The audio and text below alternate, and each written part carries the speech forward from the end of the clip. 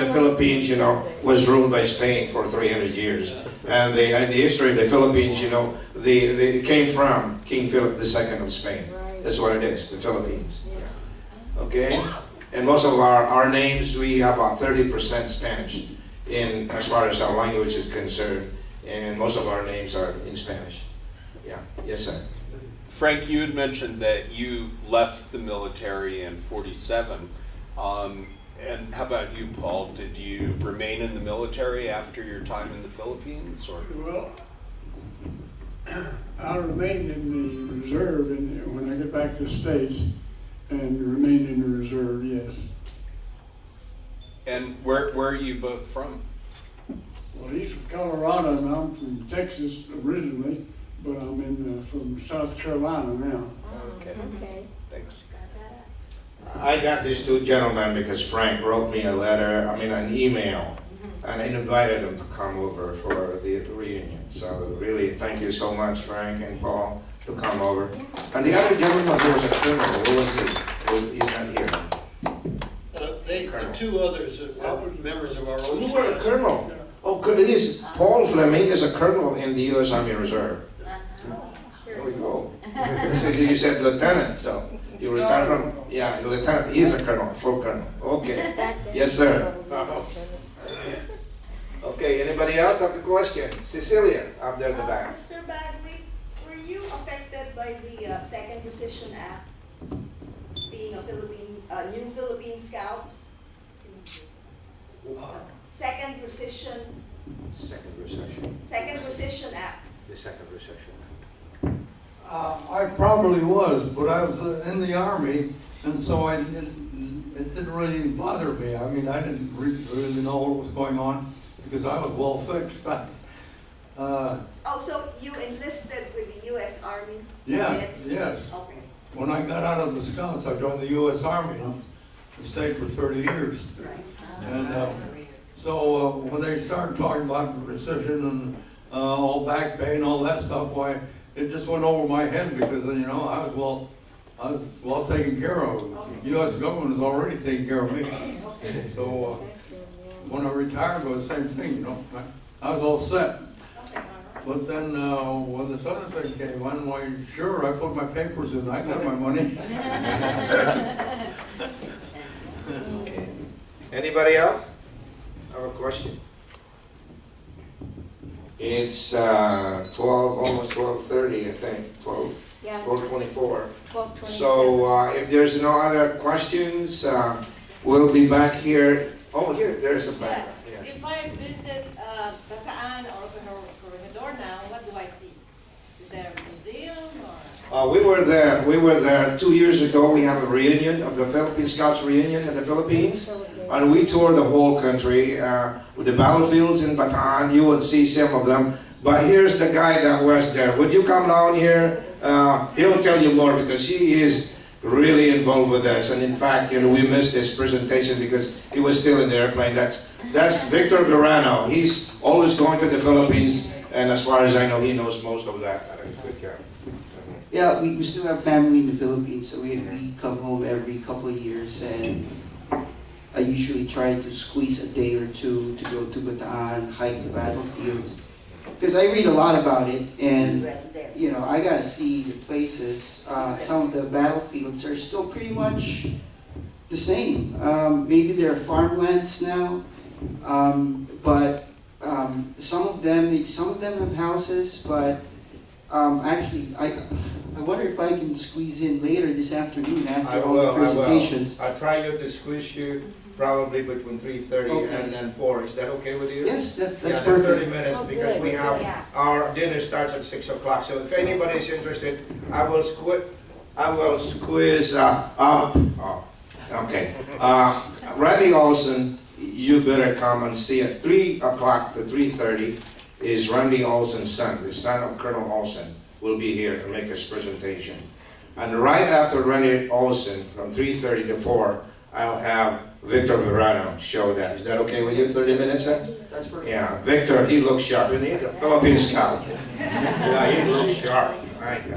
Tito Dan approved of my Yes, sir. uniform. He said it's accurate. Very good. Okay, Victor, go get it. Anybody else? I mean, he could tell you more, so. I don't Okay, know. oh, okay. Well, but basically, just a brief, there are monuments there. There's the Dambana ng Kagitingan, a big giant cross on top of Mount Samat. That's there. It has a museum in the basement. The vista from the top, from there, it has a view deck. You can go up to the top of the cross, and you can see the whole land in Manila Bay. So that's a very nice memorial.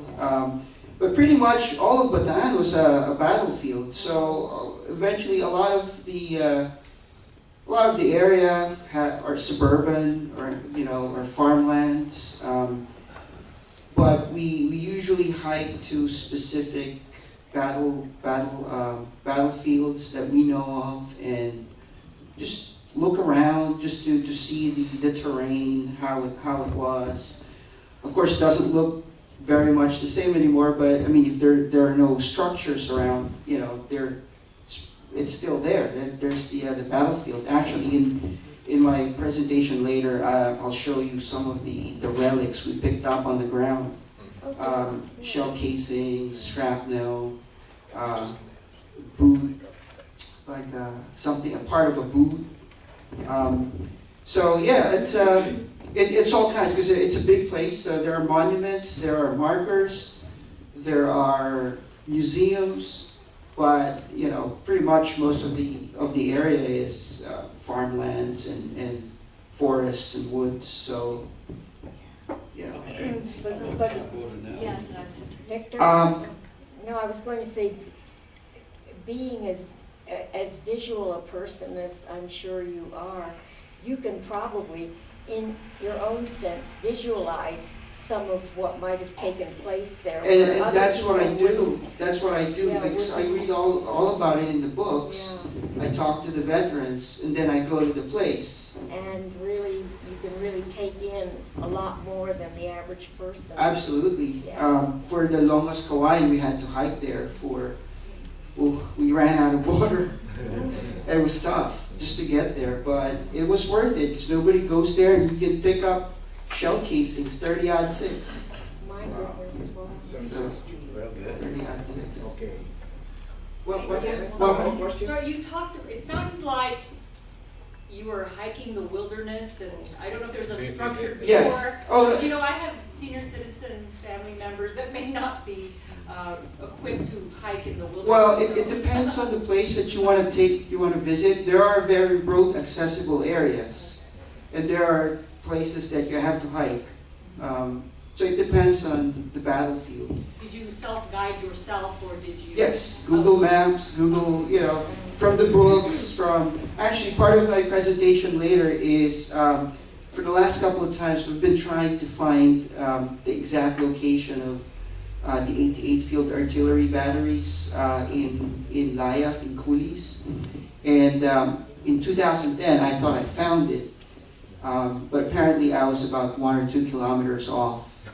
But I found there was a new book that came out in 2011 from an officer, a junior officer of the 88 Field Artillery, and Joe met him in 2012. In his book, he had in great detail their location. In yards, 2,000 yards from here, 3,000 yards from there, and I did. And when we went there in last year, the terrain matched with his description. It's like, this got to be it. So I'll show pictures of that later. When Mel, my husband, was with the 88th Field Artillery, and I can remember his talking a little bit about what happened, when they had to be surrendered, and his battery of guns, and the men that were with him were off on side trails, and they were all told to damage your weapons as best you can, take out nuts and bolts so that the Japanese couldn't get anything that was usable to fight with. And my husband's car that he had brought to the Philippines as a brand new first lieutenant, having graduated from West Point in 40, he took his brand new car in January of '41 when he went to the Philippines, and of course lost every single thing he ever owned before 1940. But the last time he saw his car, it was being driven off a cliff into the ocean, so the Japanese wouldn't get it because they were using it for fighting and for transportation during the Do fighting. you know where? Maybe we can look for it. I wish I did. I wish I did. Did But- you file an insurance claim? You know, he did. He added that to the list of what he had lost in the Philippines when he was lucky enough to survive and come back. But he said the car, first of all, he turned the car over to his battalion. And of course, he had a field artillery battery that he was in charge of. And the first thing they did was take a blowtorch and cut the roof off the car so that their vision, they could see anything coming from above. The next thing they did was knock out all the windows on the car so there'd be no broken glass coming in on them when they were using the vehicle. I don't remember what else he said they did, but when they had to be surrendered, he had the car, they took the car to the end of a cliff and drove it off a cliff into the ocean so the Japanese wouldn't get it and be able to utilize it for any kind of transport. But he just I'm sure he had a tear in his eye for his first car that he was able to buy after he graduated the academy. I'm sure it's still there. Probably.